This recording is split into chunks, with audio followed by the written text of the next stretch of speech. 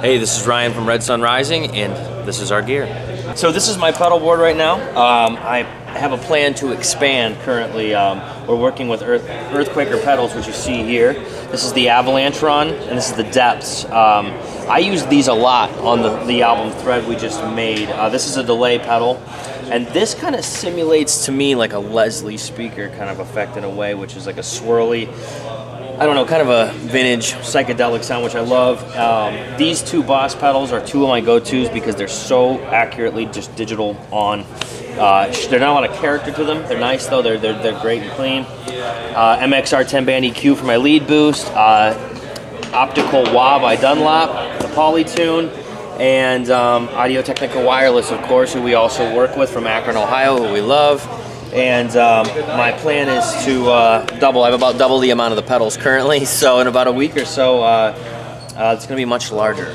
So I gotta say, my absolute go-to pedal has become the Avalanche Run by Earthquaker. It's a tap tempo delay, but the beauty of it is it has this decay and mix mode here. And you can give it so much character. So it's not just like this delay is a very sharp to the point on time delay. This kind of has this nasty, like reverby, kind of large hall sound, and it adds so much character to so many different parts.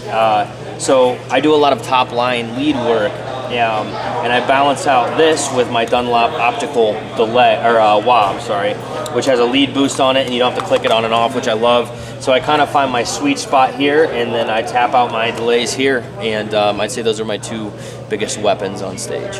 This is my baby. This is my JCM 900 100 watt from the late 80s, early 90s. I don't know exactly what year it is, but I got this thing in a really strange way for very little money. I got it as a backup head from somebody for like 450 bucks, and it sounded so good, I have never left it since. I love it. The JCM 900 is kind of like a higher gain 800, not as much bottom end. So what I'm going for here is I want thickness, fullness, I want clarity, but the guitar is a mid-range instrument, and a lot of guitar players, I think, are trying to dial in a sound where they scoop out their mid-range. It's easier to play, it sounds more like a album post-master with all the effects in your car, but that's not what you're going for live. You want it to cut. So what I usually do is I look for some kind of balance between my level and my gain, and I'm jacking my mid-range. Sometimes it's higher than this depending on the club, depending on the room. I have more brightness, more bottom end. I keep the bass pretty high on this particular cabinet, and I just get that chunk. It's like an overall clarity. You want definition, or at least I do when I play. I want to be able to go through a chord, arpeggiate, and hear each note, and I also want it to rip your face off. So here she is. The cabinet we're on is a JCM 900 Marshall 1960 B412 cabinet. That's always been my go-to as well. I have another one where I've swapped the speakers, doing a combination of vintage 30s and greenbacks, but for right now we're just going with the original. These are my Ryan Williams signature picks with the thread artwork with a picture of my eyeball. I keep them taped up here in case I drop any, and then I throw them out to the crowd in between or during songs. They usually like that. It's so I don't run out, so I do just the old school rolled up tape ball. Okay, so this is my Les Paul. It's a 2004 Gibson Studio, but this is before, and this is very important, this is before they started chambering them. This is about a 10 to 12 pound guitar.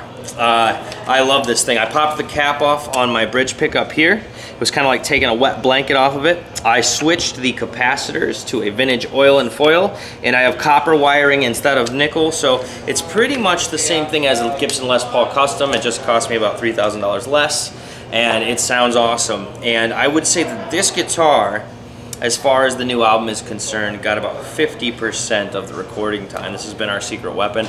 It's seen more shows than any guitar I have.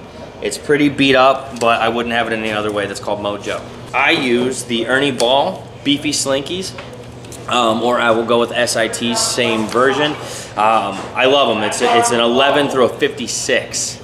And that just gives me the chunk I need on the low end, and I like a fight up here, but not too much of one. In the studio, sometimes we go 12 or 13. I don't like to do that live because I need to play for an hour, not 5 seconds. So this is probably I would say this is my baby. This is a 1961 reissue Gibson SG Custom Shop. That was the year that I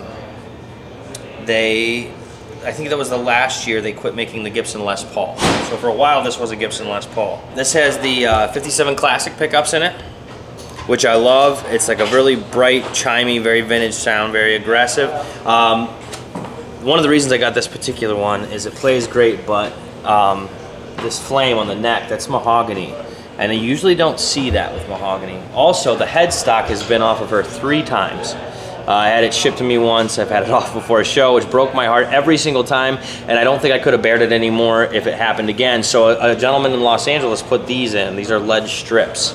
I use Grover aftermarket tuners on all my guitars, or Spertzel. They're awesome. They keep your guitar in tune. And of course, Technica wireless. These are the Series 10, I believe they're called the Stomp Box, by Technica. They sound exactly what my guitar sounds like with a cable. They don't cut out on me, ever, and I love them. The tuning on this is a C sharp, drop C sharp. I bring this out pretty much, I open with this guitar, then I bring it back out in the middle section to kind of slow things down. And this guitar probably spends the most time on stage. This is just a half-step standard. And I keep a pretty heavy gauge on here too. They're both 11 through 56. This one also has a great weight. I love this guitar. This is the first guitar I ever owned in my whole life. This is a Frankenstrat. And what that means, people, sorry, it's tied up, nobody steals it, is that I modded it out. So this actually is just an old, early 90s Mexican Fender Stratocaster. This is the first guitar I ever owned, but it has the Spertzel tuners on it now. Oil and foil capacitors, copper wiring, but these are Joe Barden pickups back when they were hand wiring these things. I don't know if they still are, I don't think they are. And a Seymour Duncan hot rail. This is more of a flavor guitar. This is the one I sit at home with usually and play, and I break this out in very special moments on the set, and right now Mike's using it for our new song Left for Dead, because it's awesome, and he doesn't have an E string on. I guess he doesn't need it or care right now. I don't like the way he's treating it, but I'll have to talk to him about that.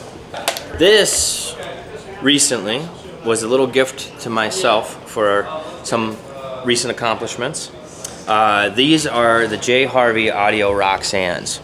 These are the best live in-ear monitors in the world. There are 12 drivers in each speaker. Let me pull these out for you. So there's 12 drivers in each speaker, meaning 12, or I'm sorry, in each ear, meaning 12 speakers. And I designed mine to say Hulkamania. Established 1984, which is the year I was born, and of course Hulk Hogan on the other side, ripping his shirt off. I was gonna go with something a little more, I don't know, dark or spiritual, but to me this is spiritual because I wanna feel like a Hulkamaniac before I get on stage every night. But these are the Roxannes. Each one of these little ears has 12 speakers in them.